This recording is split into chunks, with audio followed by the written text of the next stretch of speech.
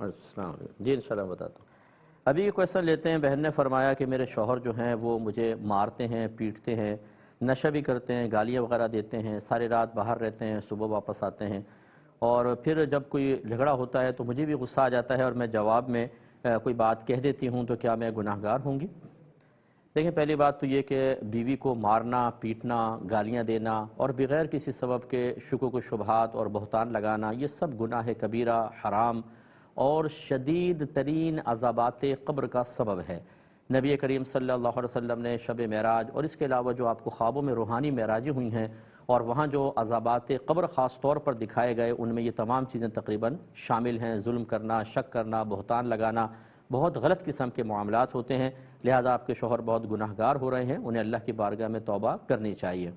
دوسری بات یہ ہے کہ صبر ہی کرنا چاہیے، کیونکہ آپ صبر کریں گی تو آپ کو بہت ہی اجر و ثواب ملے گا، اور جواب دے دینا، بدلہ لے لینا، یہ صبر کے خلاف ہوتا ہے اور اس میں آپ کا ثواب ضائع ہوگا۔ لیکن کیا آپ گناہ گار بھی ہوں گی کہ نہیں ہوں گی، اس میں مطلب یہ کہ تھوڑی سی تفصیل ہوتی ہے۔ اگر عورت برداشت کرتی چلی جا رہی ہے، کبھی ایسا ہوا کہ طبعی تقاضا ہو گیا، اس کی عادت میں شامل نہیں ہے، وہ شوہر کے مقام و مرتبے کو سمجھتی بھی ہے، جیسے کہ آپ کا کویسچن کرنا ہی ثابت کرتا ہے کہ آپ کو یہ احساس ہے کہ اگر میں جواب میں کچھ کہتی ہوں تو میں گناہ گار ہو سکتی ہوں، اس طرح کی صورتحال ہے، اور کبھی جوش میں آ کے کبھی ایسا ہوتا ہے کہ ناقابل برداشت چیز ہو جاتی ہے، منہ سے کچھ نکل جائے، امید ہے اللہ کی رحمت سے کہ اللہ تعالیٰ درگزر فرما دے گا، اس صورت میں آپ گناہ گار نہیں ہوں گی، لیکن بہتر یہ ہے اس میں بھی احتیاطاً توبہ کر لیں۔ لیکن اگر آپ نے بھی دو بدو جواب دینے کی عادت بنا لی اور آپ شوہر کو اس کے گناہوں کی وجہ سے صحیح چاہے حقیر سمجھنا شروع ہو گئیں اور آپ سمجھتی ہیں اب یہ قابل تعظیم نہیں رہا، یہ غلط چیز ہوتی ہے، یہ یاد رکھیں، اس میں پھر آپ گناہ گار ہوں گے۔ شوہر کتنا ہی گناہ کرے، چاہے وہ کتنا ہی خراب قسم کا کیوں نہ ہو، پھر بھی ایک جہت سے وہ اللہ کی نعمت ہے۔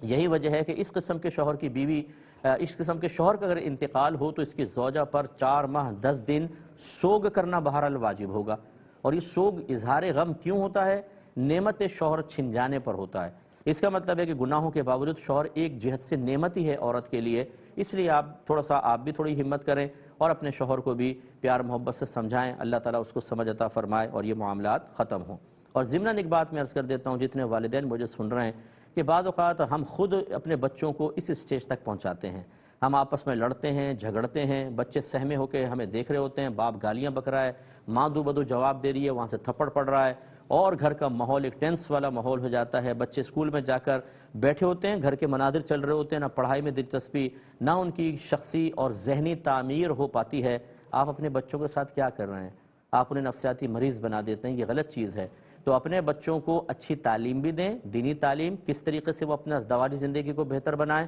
اور اس تعلیم کو اپنے اوپر نافذ کر کے بہترین رول ماڈل بنیں، تاکہ آپ کے بچے، آنے والی کوئی دوسری جو بچی آپ کے بچے کی بیوی بنے گی، اسے بھی ایسے عذابات نہ دیکھنے پڑیں۔ ہم اپنے مسئلے حل کرنے کے تو چکر میں ہوتے ہیں، نہ اس کے اسباب دیکھتے ہیں کہ کس سبب سے ایک شخص ایسا ہوا، کس سبب سے آپ ایسی ہوئیں، نہ ہم یہ سوچتے ہیں کہ اپنے اولاد کے لیے اب کیا کریں کہ یہ چیزیں آگے منتقل نہ ہو۔ اس سوچ کے لیے ہم بالکل تیار نہیں ہیں۔ جب تک آپ دین کو اپنے گھر میں داخل نہیں کریں گے، میں بار بار یہ کہتا ہوں، کبھی بھی یہ مسائل حل نہیں ہو سکتے ہیں۔ دین، اگر آپ کے شوہر آپ کے ساتھ ٹھیک ہوتے، پھر کچھ بھی کرتے، تو شاید آپ کویسچن نہ کرتے، اور شاید اگر کوئی بیوی شوہر کے ساتھ صحیح ہو، پھر نمازیں پڑھے نہ پڑھے، کوئی شوہر ہم سے نہیں پوچھے گا میری بیوی نماز نہیں پڑھتی میں کیا کروں، ہمارے ساتھ تو ٹھیک ہے نا۔ ہمیں دین اس وقت یاد آتا ہے، میں آپ کی بات نہیں کر رہا ہوں بہن، یہ جنرل ایک بات کر رہا ہوں، اکثر دین اس وقت یاد آتا ہے ماں باپ کو بھی، بیوی کو، شوہر کو، جب ہمارے مفادات پہ ضرب لگتی ہے، جب ہمارے فائدے سلب ہونے لگتے ہیں، سامنے والا ہمارے ساتھ مس بیہیو کرتا ہے، غلط قسم کا رویہ اختیار کرتا ہے، یا ہمیں وراثت لینی ہوتی ہے، یا ہمیں کسی سے پیسہ لینا ہوتا ہے، پھر ہم دین کی طرف ضرور آتے ہیں، اور جب یہ مسائل ختم ہو جاتے ہیں پھر ہمیں پرواہ نہیں ہوتی ہے۔ خدا را دین کی طرف آئیے، اور کم از کم آنے والی نسلوں کے لیے ایک اچھا ماحول کریٹ کرنے کی کوشش کیجیے۔